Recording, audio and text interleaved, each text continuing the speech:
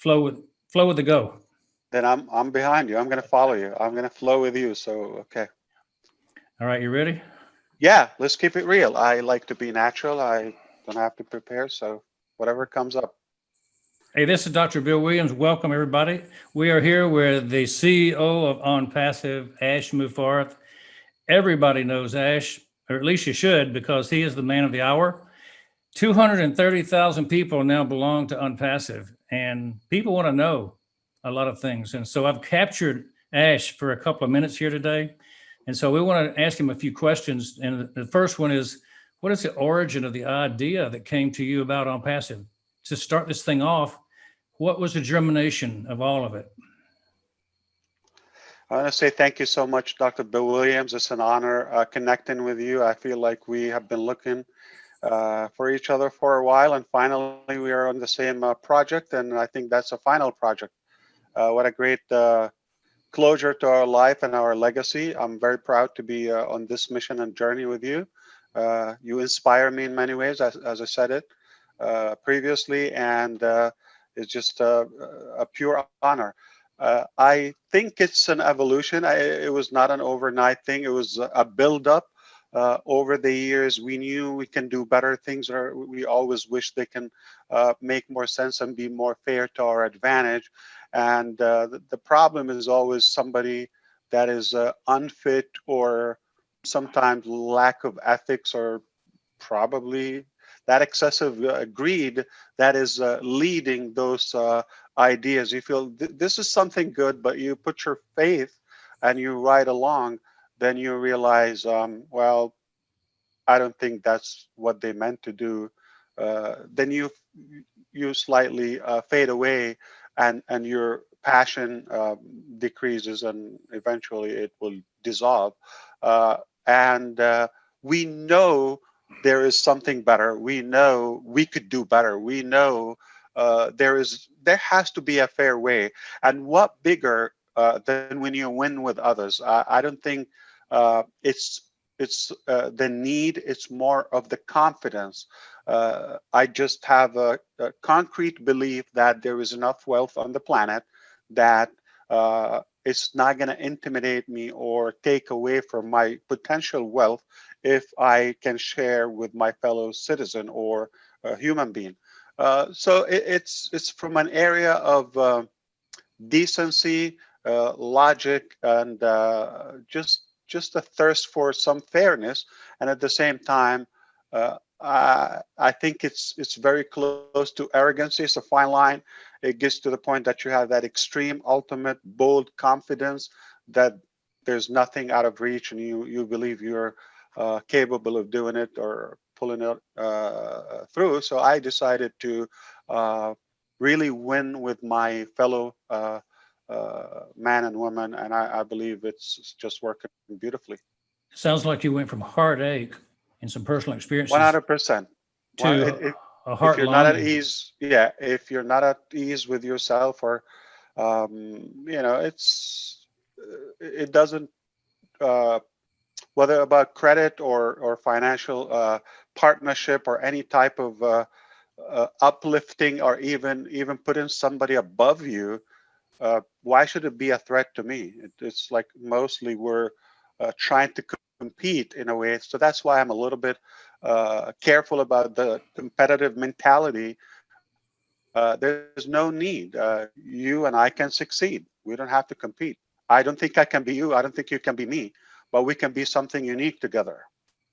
What was your inspiration? Did you have some divine dreams, thoughts, something that came to you in the middle of the night? How did it actually come to be a germ in your mind?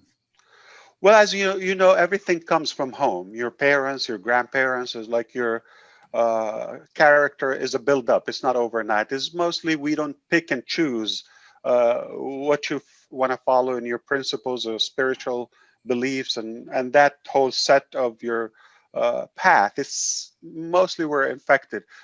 But I think as I grew up, I realized I don't have to be attached to what I'm assigned, or was kind of like thrown at me. I just have to uh, grab it and follow. So it's going to be kind of a repeated, the same old, same old. I just decided that I can be something different and unique without discriminating or disrespecting my heritage.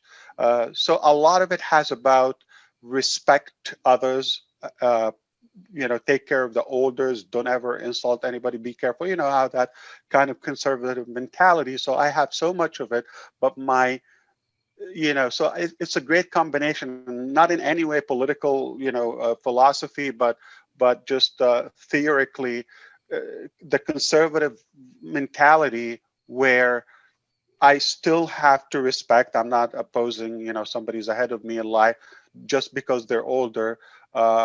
Someone would tell you I don't have to. No, I do respect them. They're older, just a human thing. I can't explain it. I don't want to get too philosophical here, but the part of me that I was confident enough to liberate my mentality to have a mind of my own.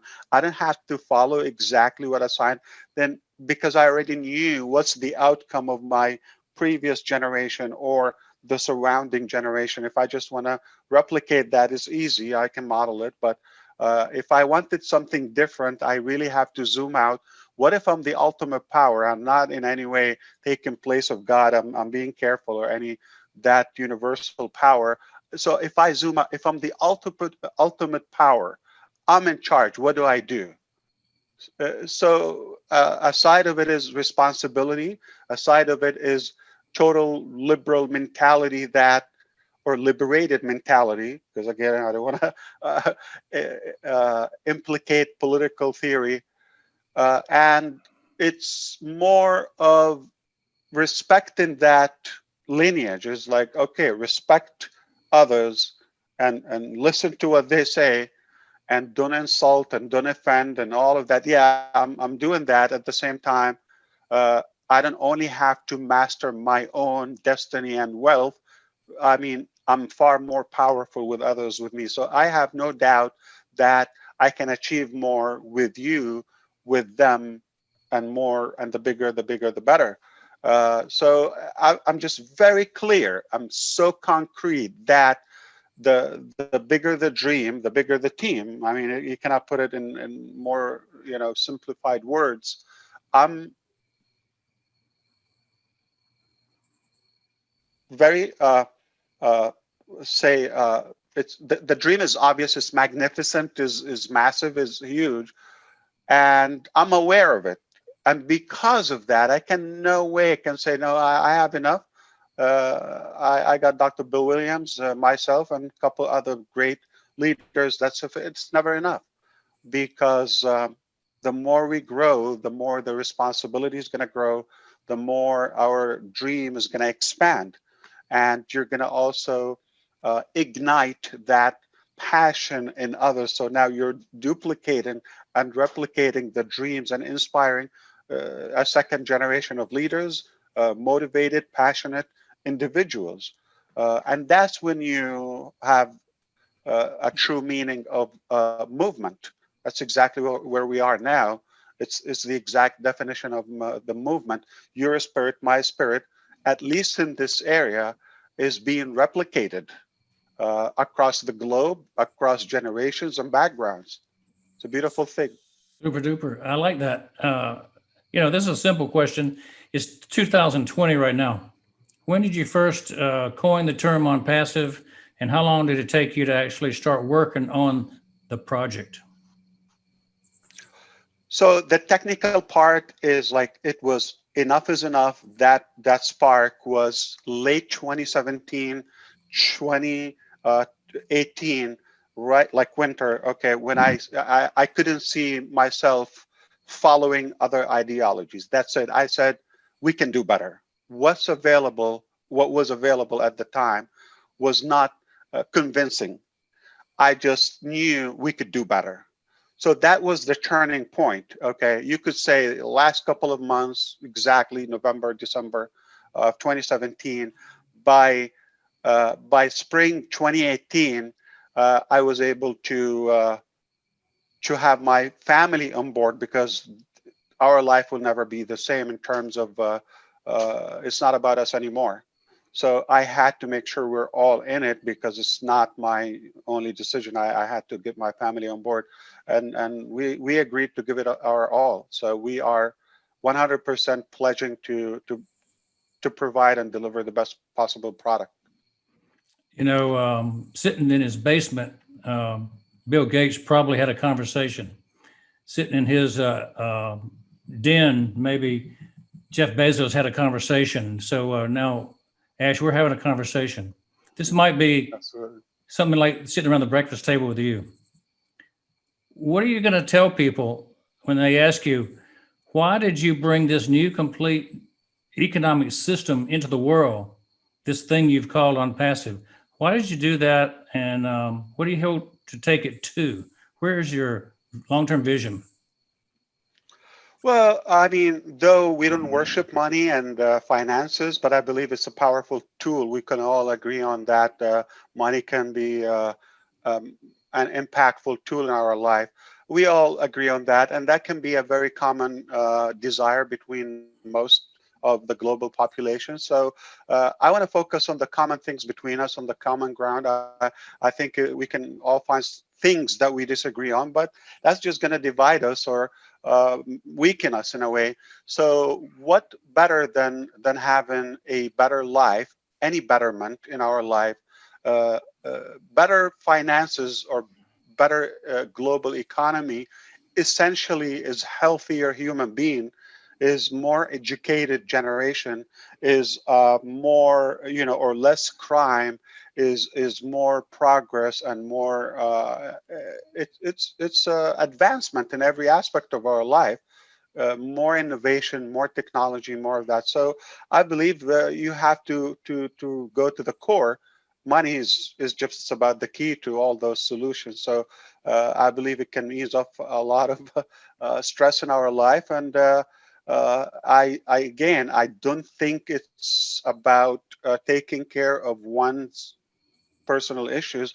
If you want to find a solution, you want to make sure that it is accessible to the vast majority of us, and those who are unfortunate, they cannot do it on their own, and you feel that if I somehow put that extra effort and pay a little bit higher price, I can also include those who are incapable of doing it on their own. And I feel it's an obligation. I believe it's sort of a cowardness if I know I can do it and I'm just turning my back to my fellow human being.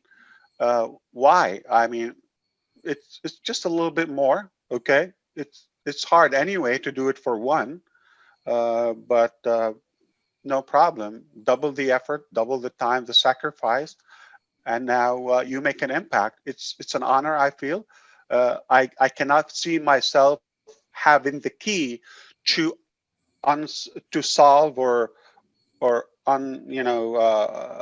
stuck something and then I just preserve it. I feel it's selfish, and I wouldn't do it. I wouldn't sleep well.